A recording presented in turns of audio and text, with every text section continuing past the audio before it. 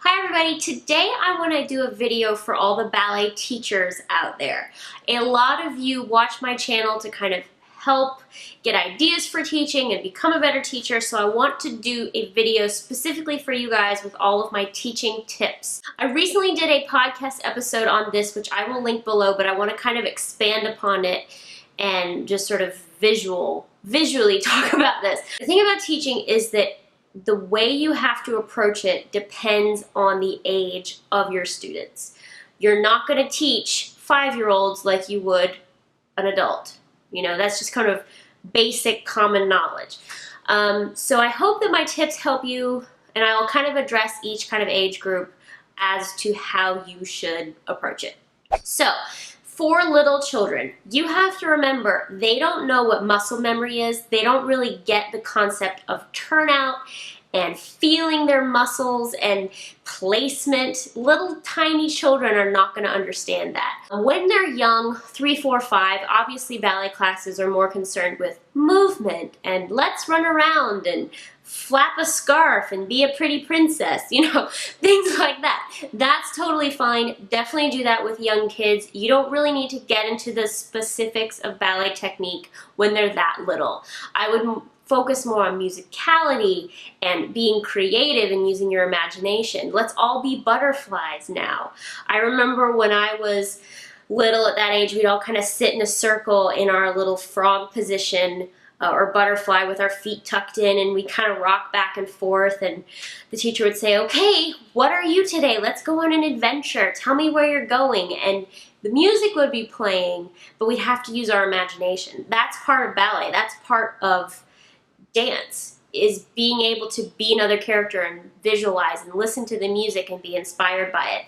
So with little tiny children, have them use their imagination, musicality, build their confidence so that when you transition into the 6, 7, 8-year-olds, that's already there.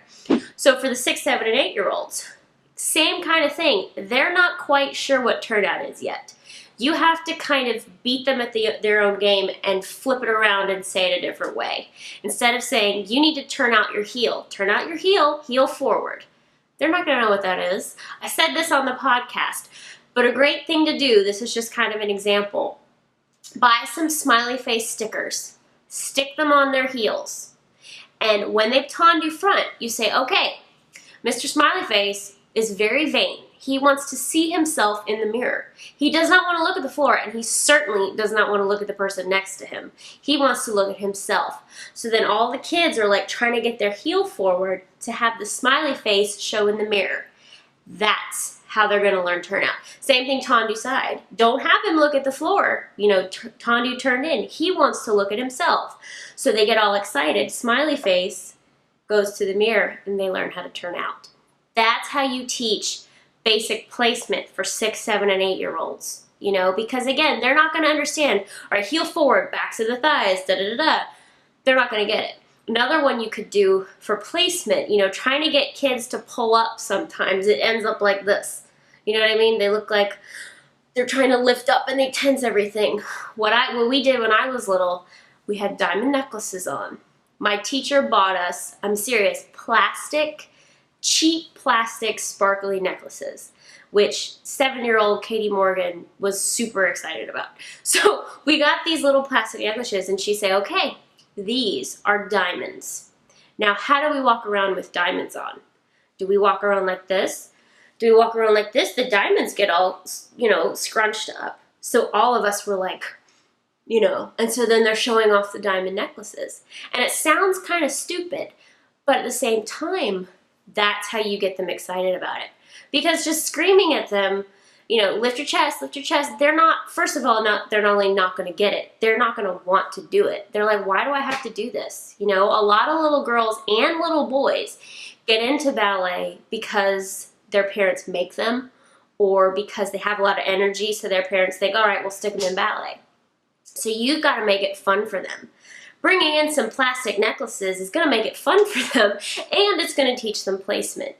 So if your students at young ages are not getting it, how can you make it fun? How can you make it something visual that they're going to get, so then they can apply it have fun with it, and keep doing it. Because they might get it once, but the key to improving in ballet is to do it over and over and over and over.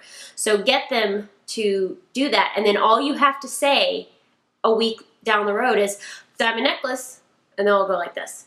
You know what I mean? Or smiley face. Remember the smiley face?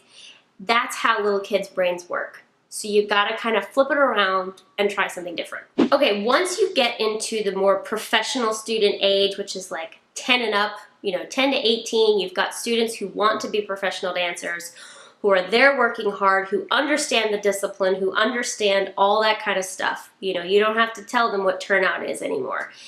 The way to really get them to improve is to not overcorrect. When I teach master classes, I can kind of, by the first 3 combinations, know where everybody is in the room. Do we need to work on turnout? Do we need to work on placement? Do we need to work on port de bras?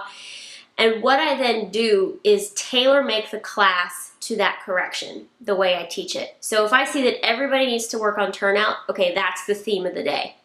Have a theme of the day, even if you teach in a year-round school. Because imagine, put yourself in that student's place. We've all been there. Teacher says, okay, on this, your turnout's bad, your arms are bad, make sure you don't do this, ribs are in, elbows up, point your feet, heel forward. And that's all one combination. You're like, okay, I give up. Basically, don't overcorrect your students. It will go in one ear and out the other.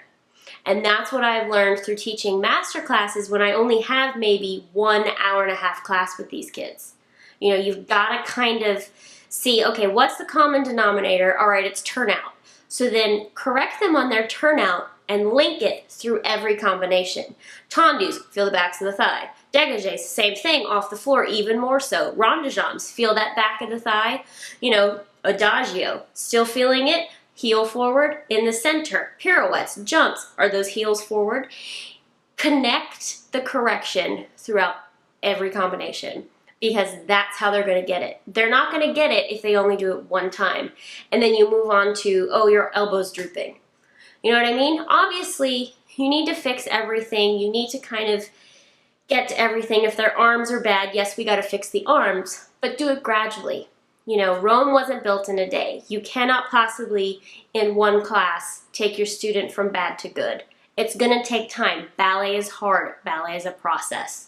So think about it like that too, especially for those professional students. They're going to be totally overwhelmed and want to give up. And the way to get a student to improve in ballet is to inspire them and to motivate them. Not completely bombard them with corrections so they just are like, I don't know why I'm here. So connect your corrections, and the most important thing I would say to start with is placement. If anything else, fix the placement, because if you have good placement, the turnout will come, the extensions will come, the port de bras will come, you know what I mean? If you have bad placement, you're not going to do a turn well, you're not going to jump well. So once you have solidly good placement with your students, if they know everything, they not to slouch, not to arch, not to, hip up. Once you have that, you can build off of that. So that's what I would say to focus on. Beginning of the year, we're coming to the summer, so when you start back in the fall, I would start with placement. Because once that is solid, then you can go on with other things. So if you as a teacher are feeling like, I have so many things to correct them on, everything is bad, I don't know where to begin, start with placement, because that inevitably sometimes will fix other things. Their turns will get better because of it. Their développés will get better because of it. You know what I mean? So start with that, and then you can say, okay, the arms still aren't good, now let's fix the arms. And that's the way to kind of build upon your students, get them to improve quickly, and not overwhelm them with corrections. Don't overwhelm. One thing at a time, have a theme of the day, and that's always a good place to start. All right, the last thing is for adult ballet students. The thing about adults, teachers, they are not children. They are not little beginner children who are there because their parents put them in ballet. They are there because they want to be there, they want to be corrected, they want to be pushed. 9 out of 10 adult ballet students really want to work hard. And I see so many adult teachers kind of going, oh, well, take it easy, or well, don't hurt yourself, or oh, well, you don't have to do that if you don't want to. Push them. Don't be afraid to push your adult ballet students. You know, the same kind of thing we just talked about with the professional students applies to the adults. Start with placement, don't overcorrect, and build from there. But the biggest thing, especially with adult beginners, don't treat them like children. Yes, you have to explain steps to them. You might have to break something down, but they're not there to dance around with scarves and wands. They're there to learn actual ballet. Adult ballet is now kind of a big thing. And half of my viewers probably are adult ballet students. I might have more of you than actual younger students. And you guys write to me all the time saying how serious and my teacher doesn't push me and they don't take me seriously. Teachers, if you teach adult students, take them seriously. They want to be pushed. They want to improve. Don't be afraid to correct them. And don't be afraid to correct them in a way that, yeah, your arm is wrong. You know, that's why they're there. The adult students are there because they want to improve. So please correct them. Don't feel like you can't, because even more so than children, everybody in that class wants to work hard and wants to be there because it's their own choice. You know, they don't have a parent pushing them. They don't have a over whatever mother who is living vicariously through them. So remember that. They want to be pushed and they want to be treated like adults, not like little children. So teachers, I hope this helped you. The biggest thing I can tell you guys is to take one thing at a time and don't overwhelm your kids. They will never get it. If you're teaching some kids that you're like, oh, they're not getting anything, take a step back. Are you overcorrecting? Are you throwing too much at them? You know, focus on one thing. And once they get that, you can move on to something else. Okay? If you're a teacher, please leave me a comment if this video helped you. If you have another question, I'm going to do another Q&A soon, so please leave me a comment. I want my channel to be beneficial, not just to dancers, but to teachers as well. If you missed my White Swan variation and coda commentary, it's right there. You can click it to watch. Love you guys so much. Hope you have a great weekend, and I'll see you on Tuesday.